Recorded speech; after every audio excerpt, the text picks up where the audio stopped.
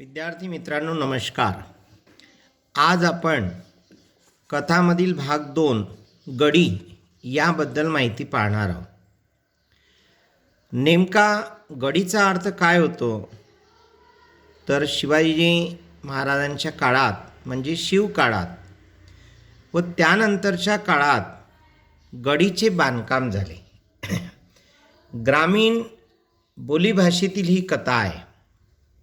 गावाचा मातीचा किल्ला, छोटा किल्ला किंवा वाडा, दगड विटा व पांढऱ्या मातीचे बांधकाम, दरवाजे, कमानी, राजवाड्यासारखे आक्रमणापासून बचाव व्हावा म्हणून उंच ठिकाणी बांधकाम. शक्यतोवर गडीचे बांधकाम उंच भागावर, टेकडीवर किंवा पहाडावर असायचे. काहींनी आपल्या पूर्वजांची आठवण म्हणून गडी सांभाळून ठेवली, तर काहींनी तिला जमीनदोस्त करून आधुनिक पद्धतीचे बांधकाम केले, तर काहींना गडी भग्नावस्थेतच ठेवली.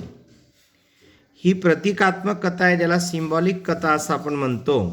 आणि या कथेचा मुख्य नायक आहे म्हणजे सेंट्रल कॅरेक्टर आहे बापू गुरुजी. विद्यार्थी मित्रांनो, गडी हे नाव या या कथेला का देण्यात आलं? गडी हे गावातील सत्तास्थानाचे प्रतीक आहे. गडीचा गावावर प्रभाव असायचा, त्याचबरोबर गावाला गडीचा आधारही असायचा. ती गडी स्वातंत्र्यानंतर आपले सत्तास्थान गमावून बसली, तरी तिचा आधार होता. उन्हा पावसाला तोंड देत त्याच्याशी झगडत गडी ताठ उभी होती. हळूहळू ती गडी खंगत गेली. चारही बाजूंनी ती कणाकणाने कोसळत होती. उचापती लोकही गडी पडण्याची वाटच बघत होते. गाववाल्यांना गडी कोसळली तर हवीच होती.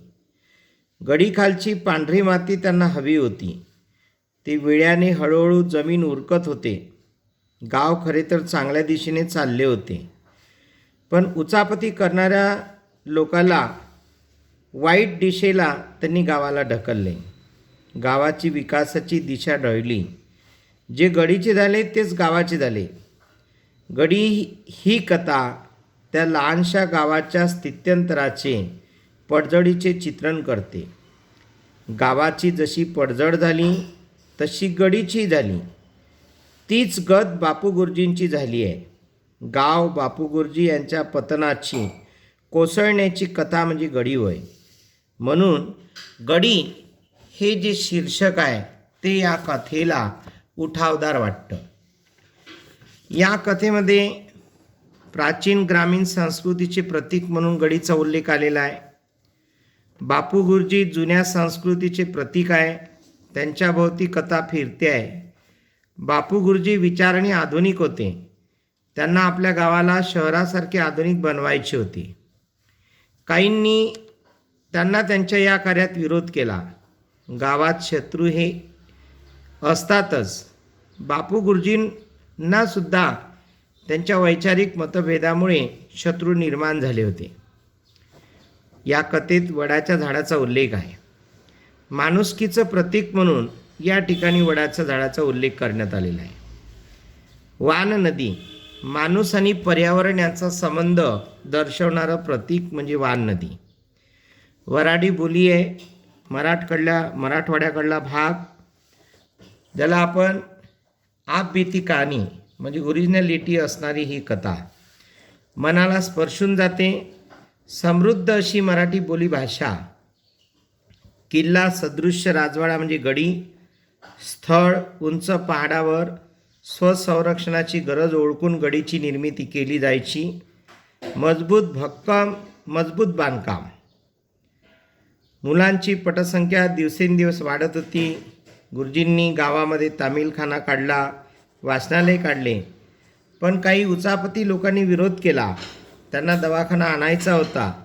त्यांनी ज्याला आपला मुलगा मानलं तो संपत नावाचा मुलगा मरण पावतो. त्याचा स्वतःचे मुलाचे सुद्धा अभावी म्हणजे गुरुजीच्या स्वतःचा मुलगासुद्धा उपचाराऐवजी मरण पावतो. पोस्ट ऑफिस गावात गुरुजींनी सुरू केले, परंतु लोक मात्र पोस्ट ऑफिसचा वापर करत नसत. बापू गुरुजींनी गावात शाळा काढली. पहिले 4थीचा वर्ग आणला, मग 7वीचा आणला, त्यानंतर हायस्कूललासुद्धा परवानगी मिळविली. परंतु गावकऱ्यांमधील काही असंतुष्ट लोकांच्या विरोधामुळे गुरुजीला गावात हायस्कूल काढता आले नाही. याचा गुरुजीला खूप मनस्ताप झाला. मुलांची पटसंख्या दिवसेंदिवस वाढत असतानासुद्धा गुरुजीच्या चांगल्या कामात गावकऱ्यांनी विरोध करणं सुरू केलं. गुरुजींनी गावामध्ये तामीलखाना काढला, बोर्डिंग काढले, वाचनालय काढले, पोस्ट ऑफिस आणले. गुरुजीला गावामध्ये दवाखानासुद्धा सुरू करायचा होता. परंतु उचापती करणाऱ्या लोकांनी गुरुजीच्या या चांगल्या कार्यात सतत विरोध करण्याचा प्रयत्न केला. विद्यार्थी मित्रांनो, ही संपूर्ण कथा तुम्ही एकदा नव्हे दोनदा वाचन करा. थोडासा वऱ्हाडी बोलीभाषेचा वापर या ठिकाणी करण्यात आलेला आहे. एकंदरीत व्यक्तिचित्रणात्मक अशी कथा बापू गुरुजींवर आधारित आहे. धन्यवाद.